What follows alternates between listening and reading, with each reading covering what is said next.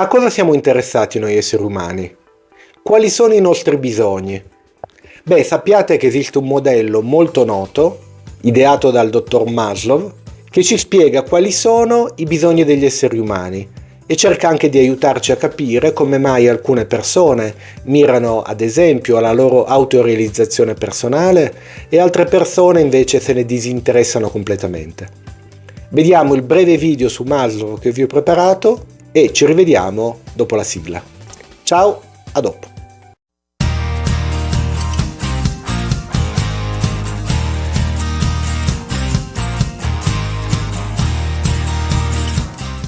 Ciao e benvenuti a questo video sulla piramide di Maslow. In pochi minuti, esploreremo questo famoso modello psicologico che cerca di spiegare le nostre motivazioni e i nostri bisogni. Cos'è la piramide di Maslow? La piramide di Maslow, ideata dallo psicologo statunitense Abraham Maslow, è una teoria gerarchica che classifica i bisogni umani in base alla loro importanza. La piramide è composta da 5 livelli, ognuno dei quali rappresenta un tipo di bisogno diverso. I livelli della piramide. 1. Bisogni fisiologici. Sono i bisogni primari e fondamentali per la sopravvivenza, come cibo, acqua, sonno e riparo. 2.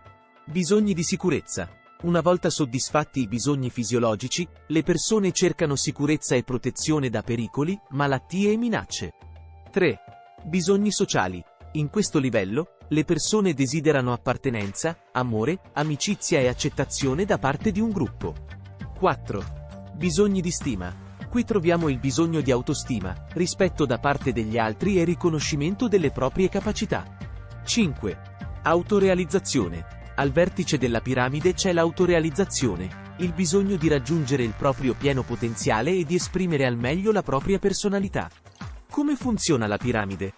Secondo Maslow, tendiamo a concentrarci sul soddisfacimento dei bisogni alla base della piramide prima di passare a quelli superiori. In altre parole, ad esempio, finché non avremo abbastanza cibo da mangiare e un posto sicuro dove dormire, non ci preoccuperemo di trovare amore o amicizia. Solo una volta soddisfatti i bisogni di un livello, quelli del livello successivo diventeranno la nostra motivazione primaria. Se viene meno il soddisfacimento di alcuni di questi bisogni, possiamo soffrire di queste forme di malessere. Nonostante la sua popolarità, questo modello ha ricevuto alcune critiche. Ad esempio, alcuni studiosi sostengono che l'ordine dei bisogni non sia sempre lo stesso per tutti e che alcuni individui possano dare priorità a certi bisogni rispetto ad altri. Inoltre, la piramide non tiene conto di fattori culturali e individuali che possono influenzare le motivazioni umane. Nonostante le critiche, la piramide di Maslow rimane un modello utile per comprendere le motivazioni umane in generale. Può essere applicata in vari campi, come il marketing, l'istruzione e la gestione delle risorse umane. Essa ci offre una lente interessante attraverso cui guardare le nostre motivazioni e i nostri bisogni.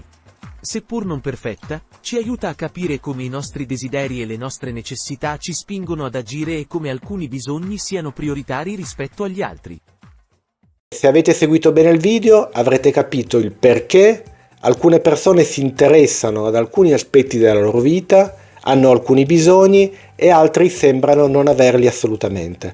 Il vero motivo è legato al fatto che finché non vengono soddisfatti i bisogni primari, gli esseri umani non manifestano interesse per quelli che sono nella parte superiore della piramide. Ora, essendo che è un canale che si occupa di varie cose, ma in particolare di dipendenze, ci tengo a provare a spiegare il perché il bisogno di una sostanza diventa così presente in una persona, al punto tale da trascurare gli aspetti che darebbero veramente qualità alla vita. Ecco, la risposta ce l'avete proprio nella piramide di Maslow.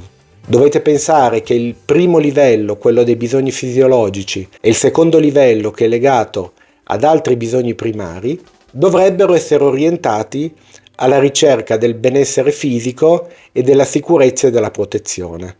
Ma cosa c'entrano le sostanze stupefacenti con tutto questo? Beh, questo è proprio quello che fanno le droghe. Le droghe ingannano il nostro cervello e ci portano a ritenere, chiaramente in modo inconsapevole, che la sostanza è diventata qualcosa di necessario proprio per la nostra sopravvivenza. E così ci troviamo davanti a persone che trascurano le relazioni interpersonali, che trascurano il loro bisogno di sentirsi adeguati e bene con se stessi e ancora di più trascurano la loro realizzazione e il loro successo personale. Tutto questo perché c'è un problema alla base. Il problema alla base consiste nel fatto che essere dipendenti da una sostanza o da un comportamento li porta costantemente a portare l'attenzione su questi cosiddetti bisogni primari. Fate attenzione quindi, qualunque dipendenza, al di là del tipo di sostanza o del tipo di comportamento, è un problema per la vostra realizzazione personale. Chi è dipendente inizia a trascurare le cose che veramente contano, proprio perché si trova bloccato tra il primo e il secondo livello della piramide. Sottrae quindi energia e motivazione alle cose che sono invece nella parte superiore, che sarebbero quelle che potrebbero renderli davvero pieni, completi e felici. Vi saluto e vi do appuntamento ai prossimi video. Ciao!